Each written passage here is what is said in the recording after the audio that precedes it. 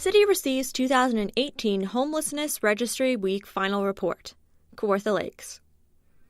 The results of this year's Homelessness Enumeration Report for the City of Kawartha Lakes and County of Haliburton were presented to City Council at the September 18th Special Council meeting. The goal of Registry Week was to identify people experiencing homelessness in our communities and to gather information on their health and social needs. More than 40 volunteers and professional staff surveyed people without permanent homes between May 28th and June 1st at agencies, food banks, libraries, and parks across the City of Kawartha Lakes and County of Haliburton.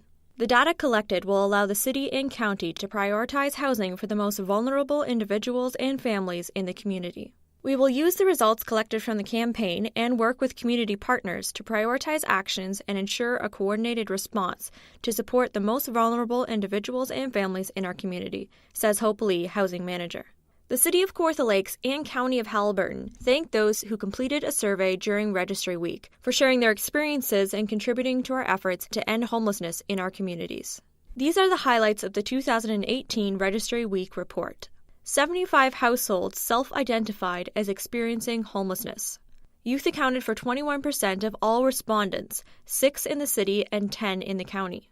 Adults accounted for 59% of all respondents, 35 in the city and 9 in the county.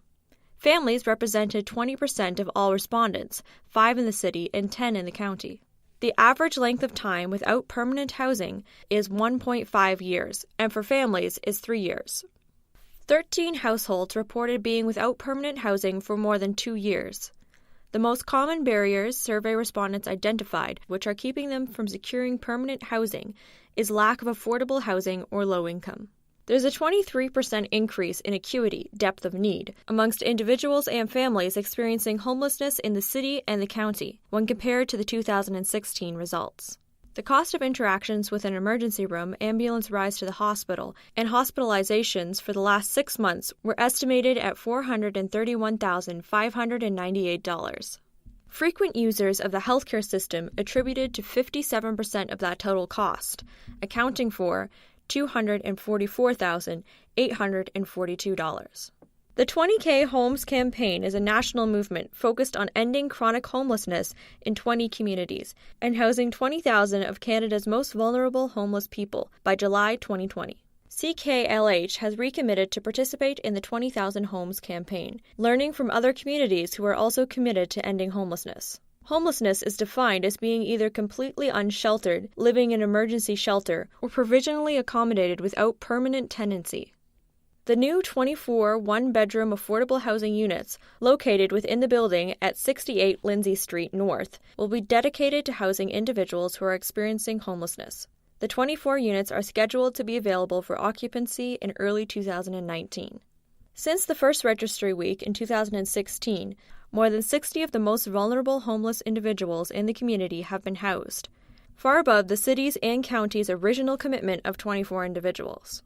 Staff from the City of Kawartha Lakes will be presenting the 2018 Registry Week Final Report to County Council at the September 26th Council meeting. For more information, read the Registry Week 2018 Final Report on the City's website. Editorial, Interdependence.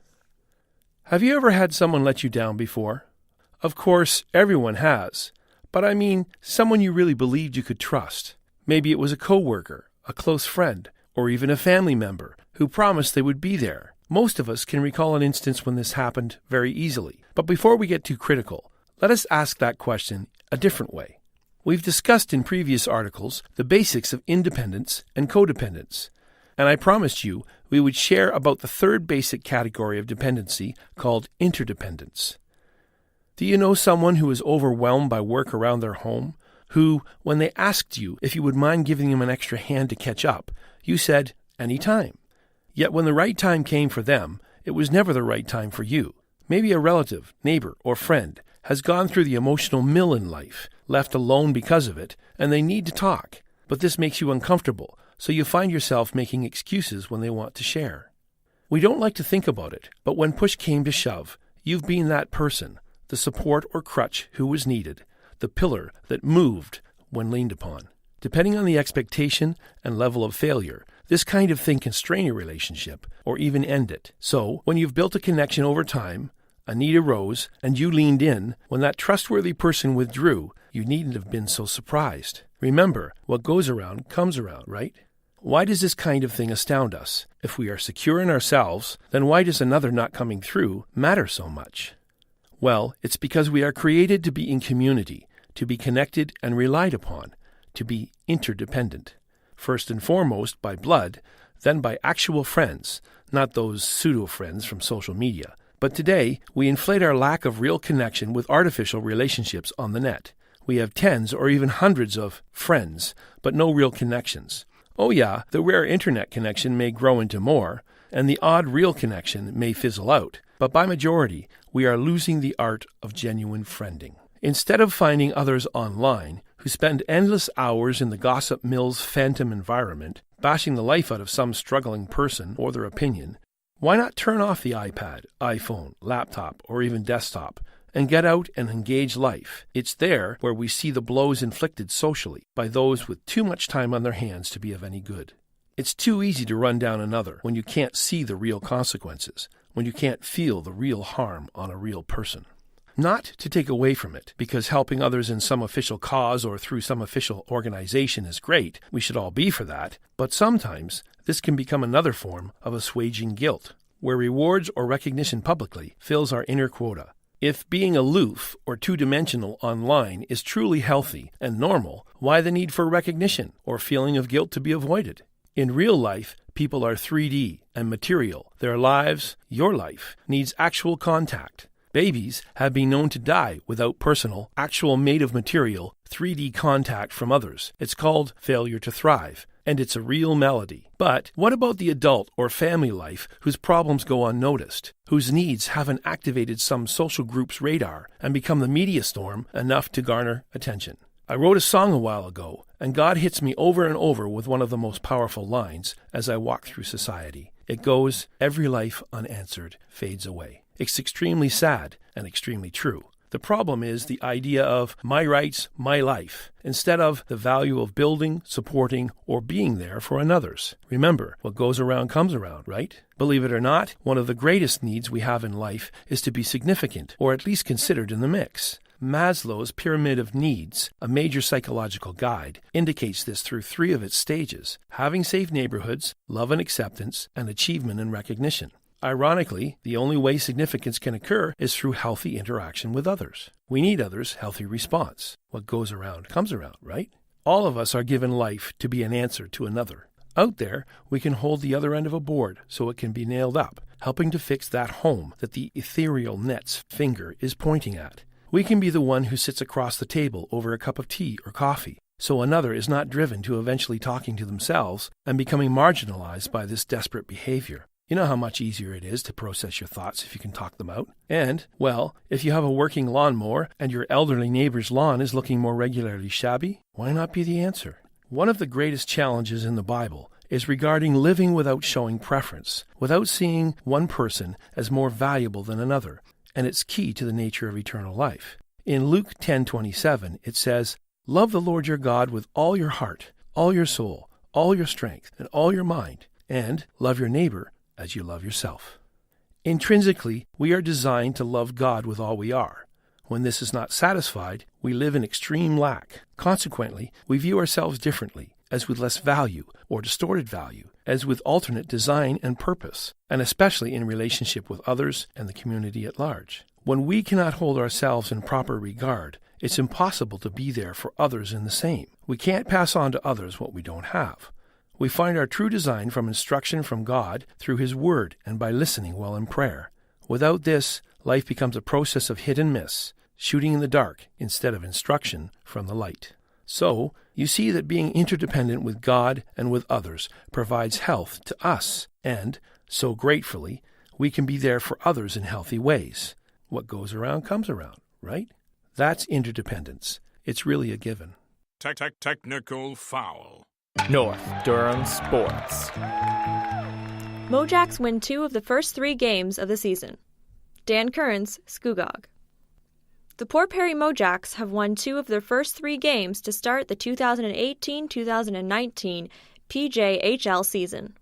The MoJacks dropped their first game of the season by a score of 4-3 against North Kawartha on Saturday, September 15th, but were able to get a win on Thursday, September 20th against the Clarington Eagles by the same score. Cody Fruner had a hat trick in that game in Clarington, and Derek Riseborough scored the other goal to lead the MoJacks to their first win of the season. Port Perry looked to carry the momentum from the win into their home opener game on Sunday, September 23rd against the Picton Pirates at Scugog Arena. The two teams met for their first regular season tilt, as the PJHL decided this season there will be an interlocking schedule between teams in the Orr and Todd divisions. Less than 2.5 minutes into the first period, Liam Schweda put a shot on the net that was stopped, but Derek Riseborough found the rebound and put the puck in the back of the net to give the MoJacks an early lead. However, a bit over 5 minutes later, the Pirates put a shot on which deflected off a MoJack player and past goaltender Connor Latchford, tying the game 1-1. The MoJacks would find themselves back on top, though, in the second period. A little under 10 minutes into the period, Carter Thornton found himself on a breakaway and fired the puck into the top corner of the net to give the MoJacks a 1-goal lead. That goal seemed to give the MoJacks players some energy. Before the 10-minute mark of the third period, the MoJacks struck twice more, with Thornton's second goal of the game and a goal from Fruner giving them a 4-1 lead. Picton would score with less than 5.5 minutes to go into the period, but the MoJacks sealed the victory with Thornton's hat-trick goal into an empty net goal late in the period and won the game by a final score of 5-2. Latchford stopped 35 of the 37 shots he faced in the game. We played a solid half of the game. There was a little bit in the middle there where we were tired and Picton took it to us. Our goalie played pretty well and gave us a chance to win, MoJacks assistant coach Patrick Job told The Standard after the game. Despite sporting a roster with a number of rookies, Job said his expectations for the team remain the same as last season. We do have a younger team, but we expect to do well and to compete for the top couple of spots in the division, he said. The MoJacks will be looking to build off the last couple victories when they face the Georgina Ice in Georgina on Friday, September 28th. Puck drop for that game is at 7:30 p.m. The MoJacks' next home game is Sunday, September 30th at 2:25 p.m. against North Kawartha. Arts and entertainment. 16th Annual Kawartha Farmfest, Kawartha Lakes. Local residents and visitors will have an opportunity to experience farm life and celebrate the harvest firsthand during the 16th Annual Kawartha Farmfest on Saturday, September 29th, 2018. Farmfest is a self-guided driving tour of local farms and agricultural attractions. They also provide an opportunity to learn about agriculture, try local food, and participate in hands-on activities. Visitors can learn more about each site on the tour by visiting the event's website. Farmfest is a unique event for families and anyone interested in local food and learning about farming, said Kelly Maloney, Agricultural Development Officer. Many stops on the tour will have fresh food for sale and interactive activities for all ages. Participants will see where food comes from, meet the farmers, and have a chance to interact with animals, including cows, pigs, horses, chickens, and more. New for this year, event attendees can choose from hands-on experiences like horse grooming, hand felting, and wool spinning, or choose from a variety of taste experiences like Thanksgiving-themed cooking demonstrations, fresh vegetables, frozen meats, pumpkin bread, organic sausages, and more. This year, for the first time, admission stickers are available for purchase online at www.kawarthafarmfest.com. Tickets can also be purchased in advance at Kawartha Dairy Stores in Lindsay and Bobcaygeon. Tickets can also be purchased in advance at Kawartha Dairy Stores in Lindsay and Bobcaygeon, at any of the city's municipal service centers, or at selected libraries. Admission stickers will also be sold at the host sites on September 29th during the event, which runs from 10 a.m. to 4 p.m. Tickets are $5 for adults and free for children under the age of 14. Participants will receive an admission sticker and program passport with a detailed map. The hands-on and taste experience tickets will also be available at the host sites for purchase. For more information, visit www.kawarthafarmfest.com or call Kawartha Lakes Economic Development at 705-324-9411. Extension 1208. The Standard Podcast was produced by Greenstream Studio for the Standard newspaper.